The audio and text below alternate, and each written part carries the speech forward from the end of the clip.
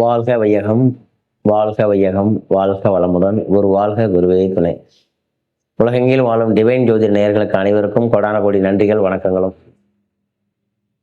வணக்கம் சார். இன்னைக்கு நம்ம என்ன பார்க்க போறோம்னா, இந்த பதிவில் ஏற்கனவே ஒரு பதிவில் 3 விதமான ஆயில்யம் கேட்டு ரேவதியை பற்றி பார்த்துருந்தோம். இப்போ அடுத்த ஒரு 3 நட்சத்திரம், 27 நட்சத்திரத்தில் அடுத்தது ஒரு 3 நட்சத்திரம். இது இந்த 6 நட்சத்திரமும் மிக முக்கியமான நட்சத்திரங்கள்ங்கிற அஸ்வினி, மகம், மூலம். இந்த நட்சத்திரத்தில் யார் ஒருத்தவங்க பிறந்திருக்காங்களோ, அஸ்வினி, மகம், மூலம், இந்த நட்சத்திரத்தில் அஸ்வினி 1ஆம் பாதமோ, அஸ்வினி 2ஆம் பாதமோ, அஸ்வினி 3ஆம் பாதம், இந்த அஸ்வினி நட்சத்திரத்தில் பிறந்தாலே ஒரு சில கர்மா பலனோட தான் அவங்களை இயக்குறாங்க. அஸ்வினி நட்சத்திரத்தில் யார் ஒருத்தர் பிறந்தாலே தனக்கு தானே எதிரி, அதாவது அவருக்கு அவரே எதிரி அப்படிங்கிற மாதிரி எல்லாம் பண்ணுவார், எல்லாம் செய்வார், தானாக கெட்டுப்பிடுவார், இல்லை தானாக இறந்துருவார். எல்லாத்தையும் ஒரு வித காலத்தில் நல்லா சம்பாதிப்பார், ஒரு வித காலத்தில் எல்லாத்தையும் விட்டுருவார். இதுக்கு காரணம் என்னென்னா சார், அவர் மூதாதையர்கள், வம்சாவளி பிரச்சனைகள், மூதாதையர்கள் அவருக்கு நிறைய பிரச்சனைகள் இருக்குது. இந்த அஸ்வினி நட்சத்திரத்தில் ஒரு குழந்தை பிறக்குது அப்படின்னு சொன்னால் அவருக்கு வந்து கழுத்து சம்மந்தப்பட்ட பிரச்சனை, தலை சம்மந்தப்பட்ட பிரச்சனை, சைனஸ் பிரச்சனை, இதெல்லாம் இருக்கும் அவங்களுக்கு. 2வது, ஆள் ஒல்லியாக லீனாக இருப்பாங்க, பார்க்கறதுக்கு ஆக்டிவாக இருக்கும், ஆனால் உடம்புல ஒரு சில தொந்தரவுகளை ஏற்படுத்திக்கிட்டே இருக்கும். இந்த அஸ்வினி நட்சத்திரத்தில் ஒரு குழந்தை பிறந்தாவே அந்த குழந்தை வந்து பல கர்மா வம்சாவளியில் உள்ள பல பிரச்சனைகளை அவர் தாங்கி பிறக்கிறதுக்கு தான் அவர் பிறந்திருக்காருன்னு அர்த்தம். 4 பேர் அண்ணன் தம்பி இருப்பாங்க, 4 பேரில் 3 பேர் தப்பிச்சுக்குவாங்க, ஒருத்தாள் மாட்டிக்குவார். அவர் பாருங்க, அஸ்வினி 1ஆம் பாதமாக இருப்பார், அஸ்வினி நட்சத்திரக்காரமாக இருப்பார். யார் ஒருத்தர் அஸ்வினி நட்சத்திரம் 1ஆம் பாதத்தில் பிறந்திருக்காங்களோ அவங்க மிகப்பெரிய பிரச்சனைக்கு ஆளாக போகிறாங்க, மிகப்பெரிய பிரச்சனைக்கு சொல்ல போகிறாங்க. அவங்க வம்சாவளி டிஎன்ஏ பிரச்சனையை, கர்மாவை தாங்க வந்தவங்க அவங்க தான், ஆண்களும் சரி பெண்களும் சரி. ஸோ அவங்க செல்ல வேண்டிய ஆலயம், இந்த அஸ்வினி நட்சத்திரத்தில் பிறந்தவங்க செல்ல வேண்டிய ஆலயம் இங்கே கும்பகோணம் விருதாச்சலம் பக்கத்தில், விழுப்புரம் மாவட்டம் விருதாச்சலம் பக்கத்தில் பெண்ணாடம்னு பேர், பெண்ணாடம் பிரகல்ய காளீஸ்வரர். அந்த சுவாமி பேர் வந்து பிரகல்ய காளீஸ்வரர். அருமையான கோயில், அற்புதமான கோயில்.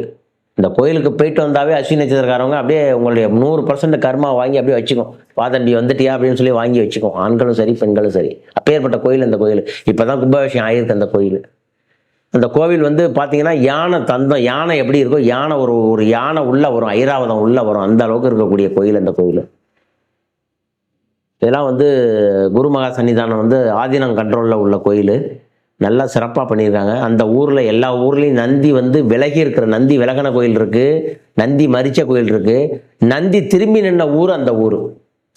எல்லா கோயிலையும் பார்த்தீங்கன்னா சிவபெருமான்கிட்ட நந்தி பார்க்கும், நந்தி வந்து சிவபெருமானை பார்த்துக்கிட்டு இருக்கோம். ஆனால் அந்த கோயிலில் போய் பாருங்க, சிவபெருமான் கிழக்கு மூலஸ்தானத்தில் இருக்கும், நந்தி திரும்பி நிற்கும். அதுக்கு பேர் என்னடான்னா, அந்த ஊர் பேர் என்னடான்னா பெண் ஆடம். பெண்ணுன்னா ஒரு பெண், ஆடம்னா குதிரையில் வர்றது. பெண்ணாடம்னா ஒரு ஒரு ஒரு ஒரு அழகு நிறைந்த ஊர் அந்த ஊர் பெண்ணாடங்கிறது. அந்த சுவாமி பேர் என்னன்னா பிரகல்ய காளீஸ்வரர். எவ்வளோ பெரிய பிரளயம் வந்த இடத்த அந்த நந்தி திரும்பி நின்று, சிவபெருமான் ஆர்டர் போட்டு அந்த நந்தி திரும்பி நின்று மரிச்ச ஊருங்கிற அந்த ஊர். எல்லா இடத்துலையும் பிரளயம் வந்து வெள்ளம் வந்து பூகம்பம் வந்துச்சு, ஆனால் அந்த கோயிலுக்குள்ள வெள்ளம் வரலங்கிறாங்க. யார் ஒருத்தர் அஸ்வினி நட்சத்திரத்தில் பிறக்கிறாங்களோ கண்டிப்பாக இந்த கோயிலுக்கு போனீங்கன்னா 100 மார்க் அப்படியே அள்ளி கொடுத்துரும். அப்படியே உங்களுடைய கர்மா எல்லாம் டிஆக்டிவ் ஆகிடும். அதுக்கு அடுத்ததான் மக நட்சத்திரம். யார் ஒருத்தர் மக நட்சத்திரத்தில் பிறந்திருக்கீங்களோ, இன்னொன்று சொல்ல மறந்துட்டேன், இந்த அஸ்வினி நட்சத்திரத்தில் வந்து யார் ஒருத்தர் பிறந்திருக்காங்களோ அவங்க அஸ்வினி நட்சத்திரம் வர்ற அன்னைக்கு அங்கே போகணும். இந்த பெண்ணாடம் பிரகல்ய காளீஸ்வரர் கோயிலில் போய் சாமி கும்பிட்டு வரணும். யாரும் கோயில் எங்கே இருக்குது சார், எப்படி இருக்குது சார்னு கேட்க வேணாம். நான் சொல்கிற கோயில் எல்லாமே நெட்டில் நீங்கள் சர்ச் பண்ணிங்கன்னா எத்தனை மணிக்கு கோயில் ஓப்பனு, எத்தனை மணிக்கு ரீ ஓப்பனு, எல்லாம் அதில் நெட்டில் போட்டிருக்கு. விருதாச்சலம் பக்கத்தில் பெண்ணாடம் பிரகல்ய காளீஸ்வரர்னு நீங்கள் அடிச்சிங்கன்னா வந்துடும் சாமி. காலையில் 6 மணிலேருந்து 12 மணி வரைக்கும், சாயங்காலம் 4 மணிலேருந்து 8 மணி வரைக்கும் கோயில் ஓப்பனில் இருக்கும். தேவாரம் பாடல் பெற்ற ஸ்தலம். அஸ்வினி நட்சத்திரத்தில் பிறந்தவங்க கண்டிப்பாக அந்த கோயிலுக்கு போயிட்டு வரணும். அதுக்கு அடுத்தது மக நட்சத்திரம்.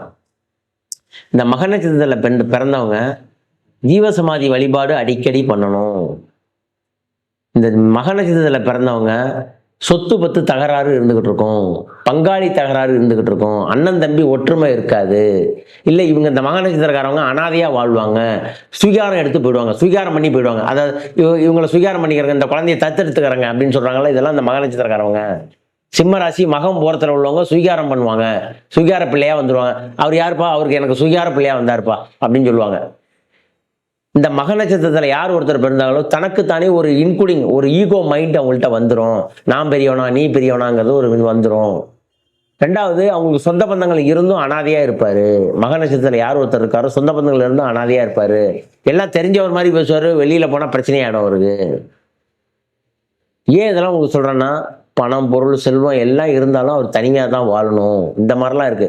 யார் ஒருத்தர் ஒரு ஆண்களோ பெண்களோ சிம்ம ராசி மக நட்சத்திரத்தில் பிறக்கிறாங்களோ இல்வாழ்க்கையில ஜாக்கிரதையா இருக்கணும். இல்லாட்டி இல்வாழ்க்கையை பிரச்சனை ஏற்படுத்தும். ஸோ கண்டிப்பாக மக நட்சத்திரத்தில் பிறந்தவங்க நீங்கள் போக வேண்டிய கோயில் வந்து திண்டுக்கல் பக்கத்தில் தவசி மடைங்கிற ஊர் இருக்கு. திண்டுக்கல் பக்கத்தில் தவசி மடை, அந்த ஊரில் வந்து சித்தர் கோயில். அந்த கோயிலில் போய் சாமி கும்பிட்டு வந்துட்டீங்கன்னா அந்த மக நட்சத்திரத்தன்னைக்கு போகணும்.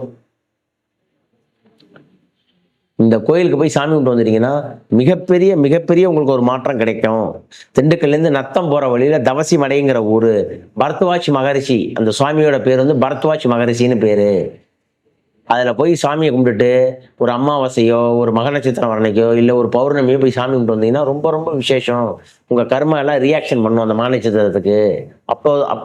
அப்பேற்பட்ட கோயில் இந்த கோயில். ஸோ மக நட்சத்திரம் பிறந்தவங்க கண்டிப்பாக இந்த கோயிலில் போய் சாமி தரிசனம் பண்ணி வணங்கி உங்களுடைய பிரச்சனைகளை, உங்களுடைய கர்மா, முன்னோர்கள் வழிவந்த கர்மா பிரச்சனையை சால்வ் பண்ணக்கூடிய கோயில் நான் சொல்லிட்டு இருக்கேன். 27 நட்சத்திரத்தில் இந்த 6 நட்சத்திரம் தான் பிரச்சனையாக உள்ளவங்க. இவங்களுக்கெல்லாம் ஏற்கனவே பேக்கிங் பண்ணப்பட்டது. அஸ்வினி மகம் மூலம் ஆயிலையும் கேட்டு ரேவதி, இந்த 6 நட்சத்திரத்தில் யார் ஒருத்தர் பிறந்தாங்களோ அவங்களாம் பேக்கிங் பண்ணவங்க ஆல்ரெடி. புதுசாலாம் பேக்கிங் பண்ண வேண்டியதில்லை. இவங்க ரெக்கவர் ஆக முடியாது. எவ்வளோ பிரச்சனையாக இருந்தாலும் ரெக்கவர் ஆக முடியாது. ஒரு இடம் சார் நீங்கள் சொன்ன மாதிரி திண்டுக்கல் போயிட்டு வந்துட்டேன், நீங்கள் சொன்ன மாதிரி இதுக்கு போயிட்டு வந்துட்டேன், பெண்ணடம் போயிட்டு வந்துட்டேன், முடியாது.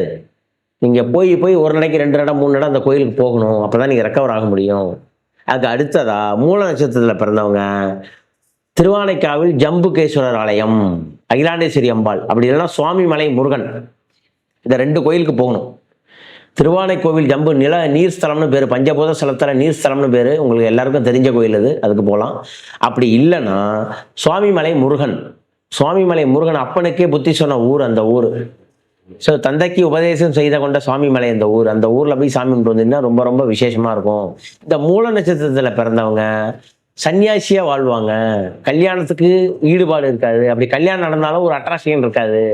இந்த 3 நட்சத்திரமே அப்படிதான். அஸ்வினி மகம் மூலம், இது 3மே அப்படிதான். இந்த 3 நட்சத்திரத்தில் பிறந்தவங்க, மூல நட்சத்திரம் இன்னும் ரொம்ப 9ஆம் பாவங்கிறது வந்து நல்ல ஆன்மீக ஒழுக்கம், தெய்வப்பற்று, நீதி நேர்மையோட வாழ்வாங்க, ஆச்சார அனுஷ்டங்களோட வாழ்வாங்க, நல்ல புத்திமதி சொல்லுவாங்க, நல்லா எல்லாருக்கும் அட்வைஸ் பண்ணுவாங்க. ஆனால் அவரு அட்வைஸை ஃபாலோ பண்ண மாட்டாரு. மற்றவங்களுக்கு அட்வைஸ் பண்ணுவார் மூல நட்சத்திரம், ஆனால் அவர் அட்வைஸை ஃபாலோ பண்ண மாட்டாரு. இதுதான் அந்த மூல நட்சத்திரோட கேரக்டரு. ஸோ கண்டிப்பாக நீங்கள் போய் வணங்க வேண்டிய ஆலயம் சுவாமிமலை சுவாமிநாத சுவாமி பெருமான், சுவாமிமலை முருகனை போய் நீங்கள் வணங்கிட்டு வரணும். அப்படி இல்லைன்னா திருச்சி பக்கத்தில் ஜம்புகேஸ்வரர், திருச்சி நீர்ஸ்தலம்னு பேர், அகிலாண்டேஸ்வரி அம்பாள், அந்த கோயிலை போய் வணங்கிட்டு வரணும். இந்த கோயிலில் சாமி கும்பிட்டு வந்துட்டிங்கன்னா ரொம்ப நல்லது. அஸ்வினி நட்சத்திரத்திற்கு உள்ளவங்க விருதாச்சலம் பக்கத்தில் பெண்ணடம் பிரகல்யம் காளீஸ்வரர் கோயிலுக்கு போகணும். அதே மாதிரி மக நட்சத்திரம் உள்ளவங்க திண்டுக்கல் பக்கத்தில் தவசி மடை, நத்தம் போகிற வழியில் தவசி மடைங்கிற ஊர், பரத்வாஜ் மகரிஷி அப்படின்னு ஒரு மகரிஷி அங்கே ஜீவசமாதி அடைஞ்சிருக்காரு. அந்த கோயிலை போய் சாமி கும்பிட்டு வரணும். மூல நட்சத்திரத்தில் பிறந்தவங்க சுவாமிமலை சுவாமிநாத முருகனை போய் சாமி கும்பிட்டு வரணும். அதே மாதிரி இந்த அஸ்வினி மகம் மூலம், இது 3மே கேதுவோட நட்சத்திரம். இந்த கேதுவோட நட்சத்திரத்தில் பிறந்தவங்க அஸ்வினி நட்சத்திரம் வர்ற அன்னைக்கு நேராக போய் பிள்ளையார்பட்டி போனீங்கன்னா உங்களுக்கு கர்மா டியேட் ஆகும். மக நட்சத்திரம் வர அன்னைக்கு பிள்ளையார்பட்டி போனீங்கன்னா உங்களுடைய கர்மா ரியாக்ஷன் ஆகும், ரிலீஃப் ஆகும். அதுக்கு அடுத்தது மூல நட்சத்திரம் வர அன்னைக்கு நீங்கள் பிள்ளையார்பட்டி போனீங்கன்னா உங்கள் கர்மா ரிலாக்ஷன் ஆகும், ரிலீஃப் ஆகும். இப்படிலாம் நீங்கள் போய் சாமி கும்பிட்டு வந்தீங்கன்னா ரொம்ப ரொம்ப ரொம்ப ரொம்ப விசேஷம். யார் ஒருத்தர் அஸ்வினி நட்சத்திரம் உங்கள் ஜாதகத்தை எடுத்து பாருங்க. நீங்கள் அஸ்வினியா கண்டிப்பாக நீங்கள் பிள்ளையார்பட்டி போகணும், அஸ்வினியா கண்டிப்பாக நீங்கள் பெண்ணடம் போகணும். யார் ஒருத்தர் மகமா கண்டிப்பாக நீங்கள் திண்டுக்கல் பரத்வாஜ் மகாராஜ் கோயிலுக்கு போகணும், கண்டிப்பாக பிள்ளையார்பட்டி போகணும். யார் ஒருத்தருக்கு மூல நட்சத்திரமா சுவாமிமலை சாமி முருகனுக்கு போகணும், சுவாமிமலை முருகன் கோயிலுக்கு போய் சாமி தரிசனம் பண்ணிட்டு வரணும், ப்ளஸ் பிள்ளையார்பட்டி கோயிலுக்கு போயிட்டு வரணும். இதெல்லாம் உங்களுடைய கர்மா சீக்கிரம் வெளிப்பாடாகும், ரிலீஃப் ஆகும். நீங்கள் போயிட்டு வந்த உடனே நீங்கள் வேணால் கமெண்ட்ல வேணாலும் தெரிவிங்க. டிவைன் ஜோதிட நேயர்களுக்கு நான் வேண்டி விரும்பி கேட்டுக்கிறேன். நீங்கள் வேணாலும் கமெண்ட்ல வேணாலும் தெரிவிங்க. இந்த கோயிலுக்கு போயிட்டு வந்தா சார் நீங்கள் என்ன நடந்திருக்குன்னு பார்த்துட்டு எனக்கு கமெண்ட்ல தெரிவிங்கிறேன். எத்தனையோ பேர் அனுப்பிச்சு எத்தனையோ பேர் நல்லா இருக்காங்க, ரிலீஃப் ஆகி. பல பிரச்சனையில என்ன பண்றதுன்னு தெரியாமல் இருந்தவங்கலாம் இந்த பிரச்சனைங்கிறேன். அது மாதிரி ஒரு 30 வருஷம் நல்லா ஜாம்னு இருப்பாங்க, இல்லை 40 வயசுக்கு மேலே நல்லா திடீர்னு பார்த்தா ஒருத்தருக்கு கேது தசை வந்துடும். புதன் தசை முடிஞ்சு கேது தசை, அந்த கேது போய் மூல நட்சத்திரத்தில் உட்காந்துருக்கும். அந்த கேது தசைன்றதுப்ப அப்படியே லாக் ஆகிடுவாங்க. சார் எனக்கு 10 கோடி ராசு சார், 5 கோடி ராசு, 15 கோடி, ஒரு கம்பெனியை விட்டுட்டேன். இப்படிலாம் இருக்கிறவங்க இருக்காங்க. இந்த கோயிலுக்கு போயிட்டு வந்து ரெக்கவர் ஆனவங்களாம் இருக்காங்க. ஸோ மறுபடியும் என்ன சொல்கிறேன்னா, இந்த மாதிரி கேது தசை இங்கே இதில் தசை இருந்து அஸ்வினி மகம் மூலத்தில் தசை இருந்து நடத்தினாலும் பிரச்சனை, அஸ்வினி மகம் மூல நட்சத்திரத்தில் பிறந்தாலும் பிரச்சனை. ஸோ கண்டிப்பாக இந்த கோயிலுக்கு போயிட்டு வாங்க. உலகெங்கிலும் வாழும் டிவைன் ஜோதிட நேயர்களுக்காகவும் நம்ம தமிழக நெஞ்சங்கள் அனைத்து உள்ளங்களுக்கும் இந்த கோயிலை பற்றி பதிவு செய்துள்ளேன். கண்டிப்பாக இந்த ஆலயம் சென்று அனைவரும் மகிழ்ந்து வேண்டி விரும்பி கேட்டுக்கொள்கிறேன். மிக்க நன்றி சார். வணக்கம். வாழ்த்துக்கள். வாழ்க வையகம், வாழ்க வளமுடன்.